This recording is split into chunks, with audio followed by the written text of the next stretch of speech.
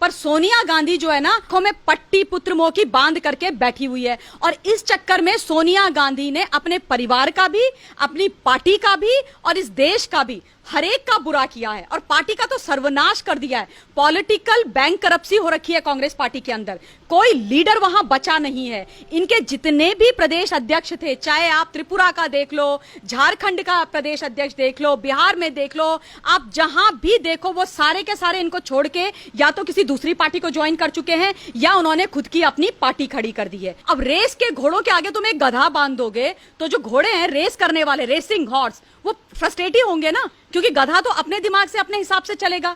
तो अब गधा तुमने आगे बांध दिया, घोड़े तुमने पीछे कर दिए, तो ऑब्वियसली यही होगा ना, घोड़े निकल के भागेंगे। घोड़े थोड़ी ना उस गधे के पीछे चिपके हुए रहेंगे। तो अब क्या है कि जब आपके सामने इतना कैपेबल और इंटेलिजेंट लीडर है, युवा लीडर है, और अब आपका बेटा है गधा, बेवकूफ, तो उसके आप पूरा टाइम आपको यही टेंशन रहेगा ना कि ऐसा ना हो कि कांग्रेस पार्टी वाले विद्रोह करके उसको ही बना दे। और देखिए, बुखर शब्दों में वहां पर विद्रोह नहीं हो रहा है, लेकिन साफ सी बात है कि जो लोग आज भी कांग्रेस के पास जो बचे कुचे लोग हैं, वो दबे सुर में ये मां, बेटा और बेटी के खिलाफ हैं। लेकिन कुछ मजबूरियां हैं उनकी, कुछ मजबूरियां जिसकी वजह से वो टिके हुए हैं, लेकिन जिनकी मजबूरियां नहीं है वो जा रहे हैं। जहां तक राजस्थान का सवाल है, मुझे तो समझ में नहीं आता कि सचिन पायलट जी इतने समय तक कांग्रेस पार्टी में टिके कैसे रह गए। इनके पिता के साथ क्या किया, वो कैसे इस बात को भूल गए। लेकिन होता है, कई बारी आइडियोलॉजी से आप जुड़े होते हैं, आपकी कुछ मजबूरियां होती होंगी, शायद आपका इमोशनल कुछ कनेक्ट रहता है, जैसे उनका राहुल गांधी के साथ था, तो आप जुड़ते हैं, जो ठीक है। पर मेरे को व्यक्तिगत तौर से अभी तक यकीन नहीं आता कि इतना होने के बाद सचिन पायलट वहां पे रहे। उनके पिता को ह्यूमिलिएट किया गया, इनको इतना ह्यूमिलिएट किया गया, फिर भी वो रुके, लेकिन सब्र का उनका बांध अल्टीमेटली टूट गया। मैम, जिस तरीके की राजनीति राजस्थान में चल रही है और जो उठापटक चल रही है, और तो इसी के बीच जो अब सचिन पायलट को प्रदेश अध्यक्ष पद से भी हटा दिया गया है और डिप्टी सीएम पद से भी हटा दिया, तो आप इस बात को कहां देखते हो? देखिए, ऐसा है कि जब अपना सिक्का खोटा हो ना, तो जो बाकी के बढ़िया सिक्के होते हैं उनकी तरफ आपका ध्यान ही नहीं जाता है, आपको उनसे चिढ़ मचने लग जाती है। तो यही हालत आज कांग्रेस पार्टी की है। उनकी जो कुलदेवी हैं श्रीमती सोनिया गांधी, उनका जो पुत्र है मंदबुद्धि आदमी, वो है पूरे का पूरा खोटा सिक्का। अब सोनिया गांधी जी को ये बात कौन समझाए जो हमारे पूर्वजों ने बोला है कि पूत सपूत तो क्यों धन संचय और पूत कपूत तो क्यों धन संचय। अगर तुम्हारे पास तुम्हारा पुत्र या तुम्हारा बच्चा जो है अच्छा है, होनहार है, तो उसके लिए भी आपको जो है धन छोड़ने की जरूरत नहीं है, वो खुद कमा लेगा। पर अगर वो कपूत है तो जो तुमने कमाया हुआ है उसको भी वो बर्बाद कर देगा। तो दोनों परिस्थिति में पुत्र के लिए कमाने की जरूरत क्या है। पर सोनिया गांधी जो है ना, आंखों में पट्टी पुत्र मोह की बांध करके बैठी हुई है। और इस चक्कर में सोनिया गांधी ने अपने परिवार का भी, अपनी पार्टी का भी और इस देश का भी हर एक का बुरा किया है और पार्टी का तो सर्वनाश कर दिया है। पॉलिटिकल बैंक करप्सी हो रखी है कांग्रेस पार्टी के अंदर, कोई लीडर वहां बचा नहीं है। इनके जितने भी प्रदेश अध्यक्ष थे, चाहे आप त्रिपुरा का देख लो, झारखंड का प्रदेश अध्यक्ष देख लो, बिहार में देख लो, आप जहां भी देखो वो सारे के सारे इनको छोड़ के या तो किसी दूसरी पार्टी को ज्वाइन कर चुके हैं या उन्होंने खुद की अपनी पार्टी खड़ी कर दी है। क्या कारण है कि जो लोग इतने लॉयल प्रहरी थे कांग्रेस पार्टी के, आज वो छोड़ के जा रहे हैं? कारण यह है कि जो परिवारवाद चल के रखा हुआ है, उनको अपनी कोई ग्रोथ नहीं दिखाई देती है। अब वो सारे घोड़े, रेस के घोड़े है ना, अब रेस के घोड़ों के आगे तुम एक गधा बांध दोगे तो जो घोड़े हैं रेस करने वाले, रेसिंग हॉर्स, वो फ्रस्ट्रेट ही होंगे ना, क्योंकि गधा तो अपने दिमाग से अपने हिसाब से चलेगा। तो अब गधा तुमने आगे बांध दिया, घोड़े तुमने पीछे कर दिए, तो ऑब्वियसली यही होगा ना, घोड़े निकल के भागेंगे। घोड़े थोड़ी ना उस गधे के पीछे चिपके हुए रहेंगे। की बात अभी आपने की, तो उसे ऐसा ही कुछ बयान दिया था कपिल सिब्बल ने कहा था कि अगर अस्तबल से घोड़े भाग जाएंगे तब उठेंगे क्या हम? अरे भाग क्या जाएं, सारे भाग गए हैं, सारे के सारे भाग गए हैं। बचा कौन है? बचे थे एक ये बेचारे सचिन पायलट जी। देखिए, मैंने तमाम इंटरव्यूज में बहुत समय से मैं ये बात बोल रही हूँ, जब पिछली बारी इसने ड्रामा किया था राहुल गांधी ने कुछ अभी चुनाव हारने के बाद कि मैं जो हूँ राष्ट्रीय अध्यक्ष नहीं रहना चाहता हूँ और मैं रिजाइन कर दूंगा, उस वक्त मैंने नेशनल चैनल्स में जाकर के ये बोला था डिबेट्स में, मैंने कहा इनको सचिन पायलट को अपना राष्ट्रीय अध्यक्ष बना देना चाहिए। उसकी कैपेबिलिटी, उनकी जो कैपेबिलिटी है और जो मतलब सेंसिबल वो लीडर है, वो इस लायक है कि उनको यहाँ इनका नेशनल लीडर बनाया जाए, राष्ट्रीय अध्यक्ष बनाया जाए। ये बात मैंने तब से बोलती आ रही हूँ। तो अब क्या है कि जब आपके सामने इतना कैपेबल और इंटेलिजेंट लीडर है, युवा लीडर है, और अब आपका बेटा है गधा, बेवकूफ, तो उसके आप पूरा टाइम आपको यही टेंशन रहेगा ना कि ऐसा ना हो कि कांग्रेस पार्टी वाले विद्रोह करके उसको ही बना दे। और देखिए मुखर शब्दों में वहां पर विद्रोह नहीं हो रहा है, लेकिन साफ सी बात है कि जो लोग आज भी कांग्रेस के पास जो बचे कुचे लोग हैं वो दबे सुर में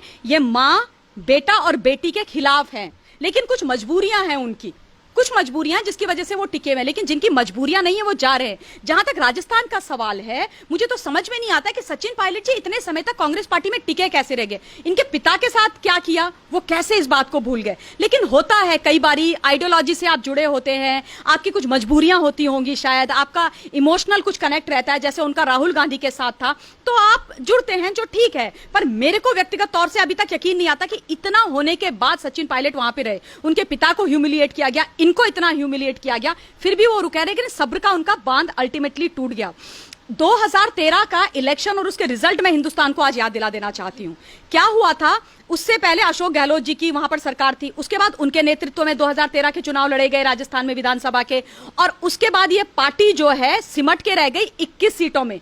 इतनी गंदी घटिया इनकी हार हुई, बेइज्जती हो गई इनकी वहां पर। उसके बाद राहुल गांधी जो मंदबुद्धि व्यक्ति है वो सचिन पायलट के पास हाथ जोड़ के गए कि भैया आप जो हो राजस्थान की कमान संभालो, हमारी इज्जत बचाओ, हमारी डूबती हुई नैया को बचाओ। सचिन पायलट ने इनकी बात मानी, कमान संभाली, और उसके बाद वो जुट गए। और उसके बाद जो अभी चुनाव हुआ उसमें उन्होंने अच्छी खासी जीत दिलाई कांग्रेस पार्टी को, कांग्रेस पार्टी का पुनर्जन्म किया।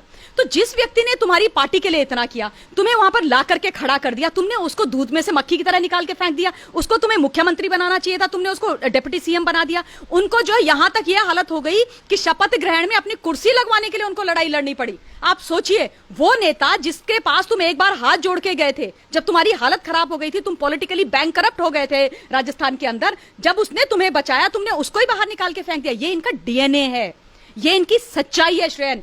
यही है कांग्रेस पार्टी। कांग्रेस पार्टी ने कभी भी अपने लोगों का जब सम्मान करना चाहिए था, जब वो जो वो डिजर्व करते हैं वो देना चाहिए था, इन्होंने कभी नहीं दिया, कभी नहीं दिया। ये पार्टी सिर्फ और सिर्फ कांग्रेस पार्टी ने केवल वाड्रा परिवार को और गांधी परिवार को सर्व किया है, और ये चाहते हैं कि हम सबको कुचलते रहें। तो ऐसा चलता नहीं है, ये लंबे समय तक ये जा नहीं सकती। इनकी ये रणनीति बहुत ही घटिया रणनीति इनकी है। एक तरफ बीजेपी की तरफ से कहा जा रहा है कि राजस्थान में सरकार को बचाना है तो फ्लोर टेस्ट होना जरूरी है, जहां पे एक तरफ राजस्थान सरकार की तरफ से कहा जा रहा है कि हमारे पास पूरे विधायक हैं, दूसरी तरफ ये खबर आ रही है कि अल्पमत में इनके पास विधायक हैं, और साथ में इन्होंने अपनी पार्टी से भी मतलब जिस तरीके से निर्खास्त हटा दिया है पद से 2-3 लोगों को और सचिन पायलट को भी। तो क्या लगता है कि अब जैसे कि कल इन्होंने व्हीप जारी कर दिया, तो इस तरीके से ये राजस्थान में अपनी सरकार को बचा पाएंगे? बहुत ही मुश्किल है। इनके तो 2 धड़े हो रखे हैं। ये कहते हैं कि भारतीय जनता पार्टी रिजॉर्ट की राजनीति करती है। आप मुझे बताओ, खुद ये रिजॉर्ट की राजनीति कर रहे हैं। एक रिजॉर्ट में जाकर के सचिन पायलट जी बैठे हुए हैं अपने विधायकों के साथ, एक में अशोक गहलोत बैठे हुए हैं। अगर अशोक गहलोत जी इतने कॉन्फिडेंट हैं तो इनको रिजॉर्ट के अंदर छुपने की जरूरत क्या है? खुले में घूमे ना चौड़े में कि भैया ये रहे मेरे विधायक और ये मेरे पास मेजोरिटी है। क्या प्रॉब्लम है? 84 इनके पास विधायक पूरे हैं नहीं, मेजोरिटी नाम की इनके पास चीज है नहीं। कल तक इनके जो प्रवक्ता और नेता हर चैनल में जोर जोर से चिल्ला करके गा रहे थे कि हमारे बीच में कोई डिफरेंसेस नहीं है, सचिन पायलट हमारे नेता हैं, हमेशा रहेंगे। आज तुमने उनको डिप्टी सीएम से सैक कर दिया, आपने उनको अपने प्रदेश अध्यक्ष से हटा दिया, तो मतलब 12 घंटे के अंदर तुम्हारे सारे सुर बदल गए।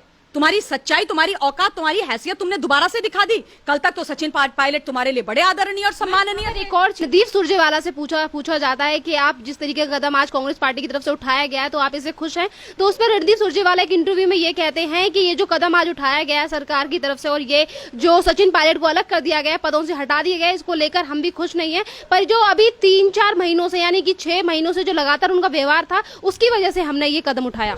और जब तुम नोटिस उनको भिजवाते हो तब कुछ नहीं होता है, जब अशोक गहलोत उनको तंग करते हैं तब कुछ नहीं होता है। और दूसरी बात, सब कुछ तो 10 जनपद से चलता है, सब कुछ तो 10 जनपद से चलता है, सारा कुछ तो कंट्रोल कर रहे हैं सुरजेवाला। क्या सुरजेवाला तो खुद पपेट है राहुल गांधी का।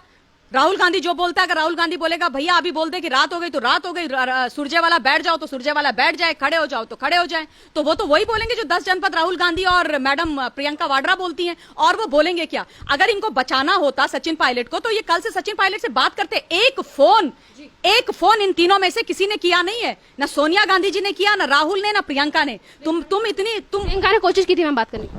नहीं, ये तो प्रियंका गांधी बोल रही है ना, सचिन पायलट तो ये कह रहे हैं कि हमारे मेरे पास कोई फोन ही नहीं आया, nobody is trying to reach me. तो भैया मैं तो सचिन पायलट की बात मानूंगी, क्योंकि अभी प्रताड़ित और पीड़ित वो है इन परिवार वालों से, और ये झूठे हैं, ये एक नंबर के गद्दार और मक्कार लोग हैं, ये इतने घटिया लोग हैं, ये अपने आप को और अपनी राजनीति बचाने के लिए कुछ भी कर सकते हैं। और दूसरी बात ये कह रहे हैं भाजपा के ऊपर ये निशाना साध रहे हैं, तुम्हारा खुद का घर ऑर्डर में नहीं है, तुम्हारे परिवार छिन्न भिन्न हो रखा है, तुम्हारे परिवार में छीछा लेदर मची हुई है, लोग इधर से उधर भाग रहे हैं, अपना परिवार तुम संगठित नहीं रख पा रहे हो, और तुम भारतीय जनता पार्टी को ब्लेम कर रहे हो। क्यों भैया, क्यों?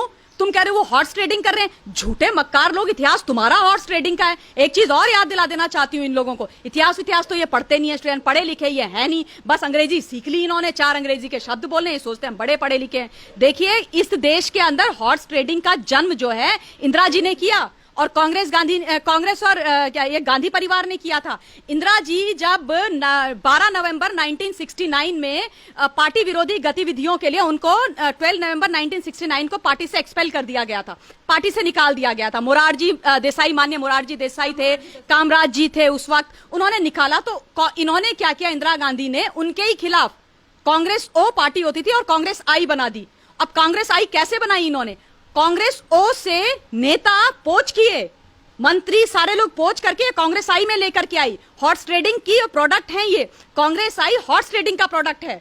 हॉर्स ट्रेडिंग की जन्मदात्री श्रीमती आदरणीय स्वर्गीय इंदिरा गांधी जी हैं, और अब उनके ऑब्वियसली उनकी बहू और उनके पोता पोती वही कर रहे हैं। तो अपना इतिहास तुम देखते नहीं हो, इतिहास तुम्हारा इतना काला और इतना गंदा है। और जब भी इतिहास बोलते, भी मैं कुछ दिन पहले कहीं बोल रही थी तो कहते ममता जी इतिहास पे मत जाओ, ममता जी इतिहास पे मत जाओ। मैंने कहा क्यों ना जाऊं, तुम्हारे इतिहास काला है, तुम सुनना नहीं चाहते हो, या तो तुम्हें पता नहीं है, तो तुम बोलोगे ममता जी इतिहास पे मत जाओ। ममता जी तो हर बार इतिहास में जाएगी, और तुम्हारे ऊपर मेरी इतनी रिसर्च है, मैं खोल खोल के निकाल के चीजें लोगों को बताऊंगी। तो हॉर्स ट्रेडिंग तुमने करी हमेशा, हर बारी जब भी इनकी सरकार डूबती है इन्होंने हॉर्स ट्रेडिंग करी। तुम भारतीय जनता पार्टी को क्यों बोल रहे हो भैया, तुम्हारे खुद के शीशे के घर हैं, तुम उन घरों में खुद ही पत्थर मार रहे हो, कोई दूसरा मार भी नहीं रहा है। तुमने अपना घर ध्वस्त करके रखा हुआ है, तुम्हारे पास लीडर है नहीं, तुम्हारे पास ऐसे ऐसे लीडर हैं। अब अशोक गहलोत ठीक है, तुम उनको अपना मार्गदर्शक बना दो ना, उनको सुपरवाइजरी स्टेटस दे दो, उनको कुछ और दे दो। और ये जो युवा नेता हैं जो असल में उस वहां खींच रहे हैं तुम्हारी पार्टी को लेकर के जा रहे हैं, उनको कमान दे दो। लेकिन जितने भी इनके कैपेबल लीडर्स हैं, इन्होंने अपने हाथ से उनको खोया। और फिर ये जो है बात करेंगे कि भाई भारतीय जनता पार्टी ने कर दिया। भारतीय जनता पार्टी ने क्या कर दिया, भारतीय जनता पार्टी विश्व की सबसे बड़ी पार्टी है, सबसे कैपेबल पार्टी है, और पूरे अपनी मेहनत से, अपनी एबल लीडरशिप की, मोदी जी के गाइडेंस में सरकार चला रही है इस देश के अंदर, और तुम्हारे काले चिट्ठे खोल रही है। तो वो तो करेगी ना, वो तो करेगी, क्यों नहीं करेगी। हम राजस्थान की बात छोड़ के अब